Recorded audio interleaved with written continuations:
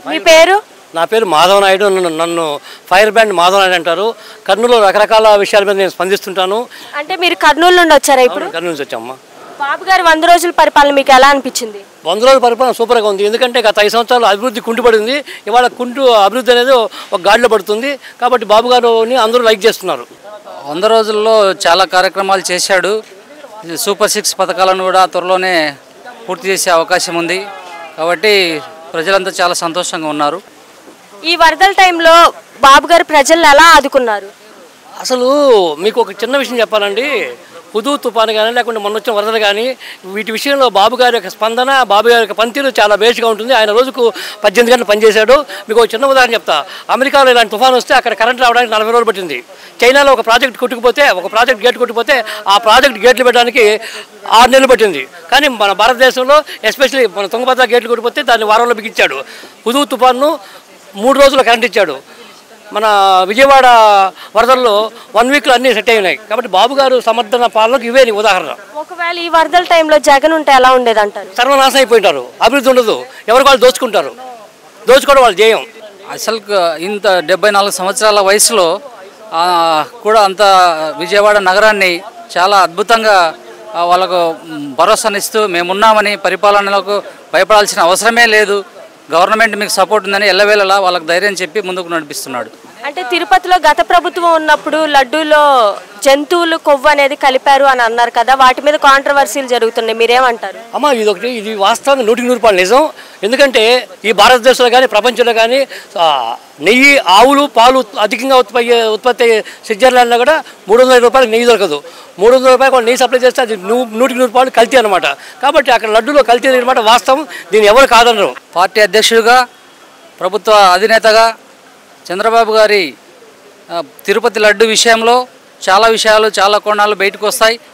ఇక్కడ తప్పకుండా న్యాయం జరుగుతుందని రాష్ట్రమే కాదు, ఉభయ రాష్ట్రాలే కాదు, దేశమంతా ఎదురు చూస్తుంది. ప్రపంచవ్యాప్తంగా కూడా చంద్రబాబు నాయుడు గారి పరిపాలన గురించి, ఆయన వచ్చిన తర్వాత గత ప్రభుత్వంలో చేసిన అక్రమాలు బయటకు వచ్చే అవకాశం చాలా ఉన్నాయి. అంటే రిపోర్ట్స్ కూడా వస్తున్నాయి కదా, ఇది నిజమే అని చెప్పి, ఇవి నిజంగానే ఇలాగా జంతువుల యొక్క కొవ్వు అనేది కలిపారు అని చెప్పి, దానికి మీరేమంటారు? వాస్తవమ్మా.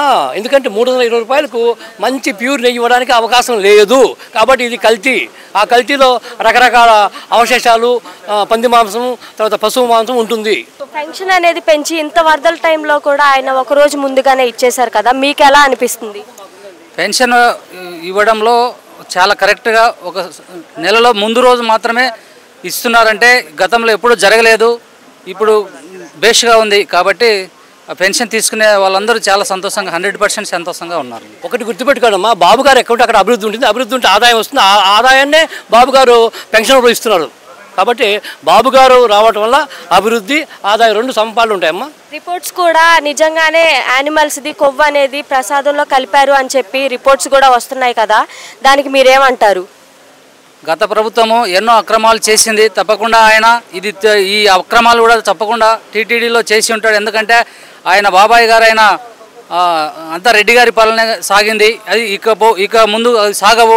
కాబట్టి తప్పకుండా నిజానిజాలు బయటకు వచ్చే అవకాశం త్వరలోనే. వైసీపీ గవర్నమెంట్ ఉన్నప్పుడు టీటీడీ చైర్మన్ ఇదంతా అబద్ధం, ఇవన్నీ బాబు గారు తప్పుడు ప్రచారాలు అన్నారు, దానికి మీరేమంటారు? వాళ్ళు ముసుగొప్పుకున్న తోడేళ్ళమ్మా. వాళ్ళు ఎన్నేం చెప్తారు. వాళ్ళు చెప్పే మాటలు జనం నమ్మరు. వాళ్ళ భార్య ఏమో అక్కడ బైబిల్ అంటుంది, ఏమో ఇక్కడ తిరుమల దేవస్థానం చైర్మన్ అంటాడు. కాబట్టి వాళ్ళ మాటలు నమ్మే స్థితిలో జనం లేరు. వైసీపీ వాళ్ళు ఉన్నప్పుడు టీటీడీ చైర్మన్ ఇదంతా ఏం జరగలేదు, ఇవన్నీ బాబు గారు తప్పుడు ప్రచారాలు అన్నారు, దానికి మీరేమంటారు? అది శుద్ధ వేస్ట్, అది తప్పు. జనం అన్నీ గమనిస్తున్నారు. రాష్ట్రమే కాదు, భారతదేశం అంతా గమనిస్తుంది. హిందూ సాంప్రదాయం దీన్ని వ్యతిరేకిస్తుంది పూర్తిగా.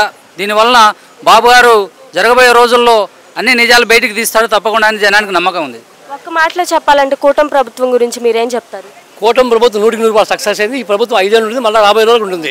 ఒకవేళ మధ్యంతర ఎన్నికలు, జమిలీ ఎన్నికలు వస్తే కానీ ఈ ప్రభుత్వానికి అన్ని సీట్లు వస్తాయి, ఎలాంటి డౌట్ లేదు. 100% కూటమిలో బీజేపీ పార్టీ కానీ, జనసేన పార్టీ కానీ, తెలుగుదేశం పార్టీ కానీ కలిసికట్టుగా ఏ నిర్ణయం తీసుకున్నా ముందుకు సాగుతుంది. బాబు గారి ఆయన వయసు కావచ్చు, అనుభవం కావచ్చు, ఈ రాష్ట్రాన్ని ఎంతో ముందుకు తీసుకుపోయే అవకాశం బాగుందని జనం నమ్ముతున్నాం. మేము కూడా అందులో